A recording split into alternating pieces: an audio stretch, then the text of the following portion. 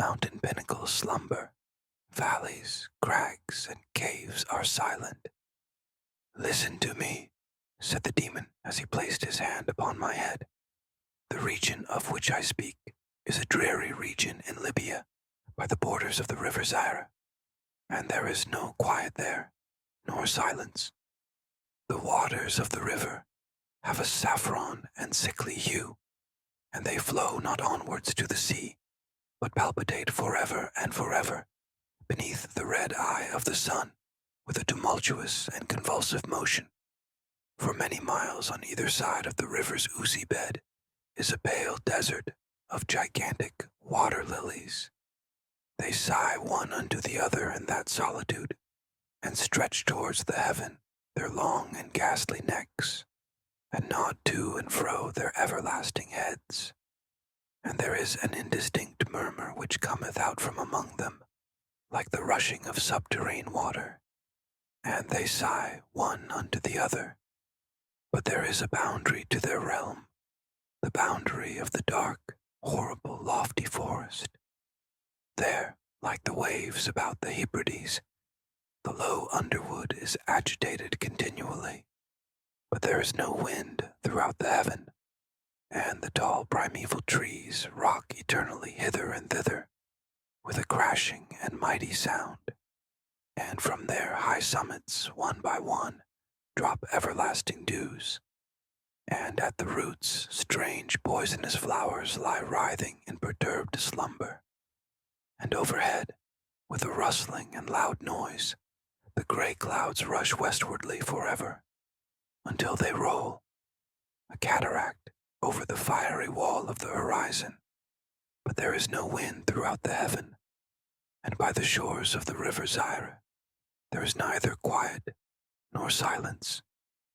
It was night, and the rain fell, and falling it was rain, but having fallen, it was blood, and I stood in the morass among the tall lilies, and the rain fell upon my head, and the lilies sighed one unto the other in the solemnity of their desolation. And all at once the moon arose through the thin ghastly mist, and was crimson in color, and mine eyes fell upon a huge gray rock, which stood by the shore of the river, and was lighted by the light of the moon. And the rock was gray, and ghastly, and tall, and the rock was gray.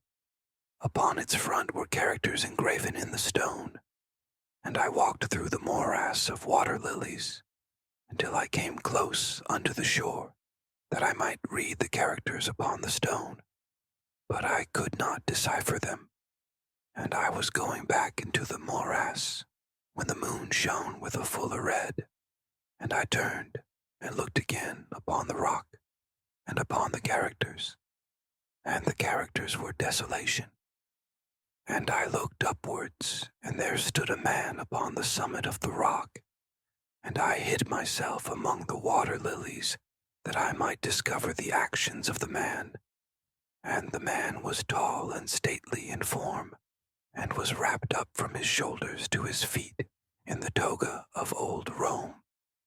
And the outlines of his figure were indistinct, but his features were the features of a deity, for the mantle of the night, and of the mist, and of the moon, and of the dew, had left uncovered the features of his face, and his brow was lofty with thought, and his eye wild with care, and in the few furrows upon his cheek I read the fables of sorrow, and weariness, and disgust with mankind, and a longing after solitude.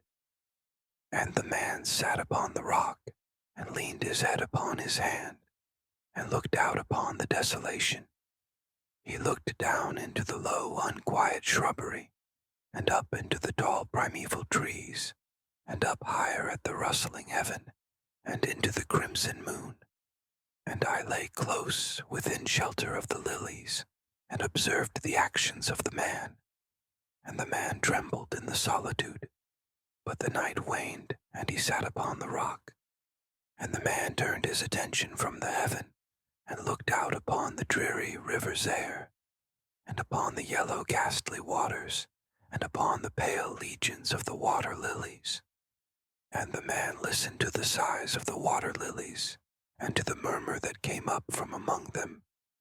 And I lay close within my covert, and observed the actions of the man. And the man trembled in the solitude. But the night waned, and he sat upon the rock. Then I went down into the recesses of the morass, and waded afar in among the wilderness of the lilies, and called unto the hippopotami, which dwelt among the fens in the recesses of the morass. And the hippopotami heard my call, and came, with the behemoth, unto the foot of the rock, and roared loudly and fearfully beneath the moon. And I lay close within my covert, and observed the actions of the man. And the man trembled in the solitude. But the night waned, and he sat upon the rock. Then I cursed the elements with the curse of tumult, and a frightful tempest gathered in the heaven, where before there had been no wind. And the heaven became livid with the violence of the tempest, and the rain beat upon the head of the man, and the floods of the river came down, and the river was tormented into foam, and the water lilies shrieked within their beds, and the forest crumbled before the wind, and the thunder rolled, and the lightning fell, and the rock rocked to its foundation. And I lay close within my covert, and observed the actions of the man.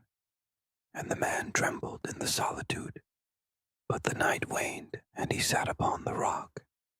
Then I grew angry and cursed, with the curse of silence, the river, and the lilies, and the wind, and the forest, and the heaven, and the thunder, and the sighs of the water lilies. And they became accursed, and were still. And the moon ceased to totter up its pathway to heaven, and the thunder died away, and the lightning did not flash, and the clouds hung motionless, and the waters sunk to their level, and remained, and the trees ceased to rock, and the water lilies sighed no more, and the murmur was heard no longer from among them, nor any shadow of sound throughout the vast, illimitable desert. And I looked upon the characters of the rock, and they were changed, and the characters were silence. And mine eyes fell upon the countenance of the man, and his countenance was wan with terror. And hurriedly he raised his head from his hand, and stood forth upon the rock and listened. But there was no voice throughout the vast, illimitable desert, and the characters upon the rock were silence. And the man shuddered, and turned his face away, and fled afar off in haste, so that I beheld him no more. Now there are fine tales in the volumes of the Magi, in the iron-bound, melancholy volumes of the Magi. Therein, I say, are glorious histories of the heaven, and of the earth, and of the mighty sea, and of the genii that overruled the sea, and the earth, and the lofty heaven. There was much lore, too, in the sayings which were said by the Sibyls, and holy, holy things were heard of old by the dim leaves that trembled around Dodona. But, as Allah liveth, that fable which the demon told me as he sat by my side in the shadow of the tomb, I hold to be the most wonderful of all. And as the demon made an end of his story, he fell back within the cavity of the tomb and laughed. And I could not laugh with the demon, and he cursed me because I could not laugh. And the lynx which dwelleth forever in the tomb came out therefrom, and lay down at the feet of the demon, and looked at him steadily in the face.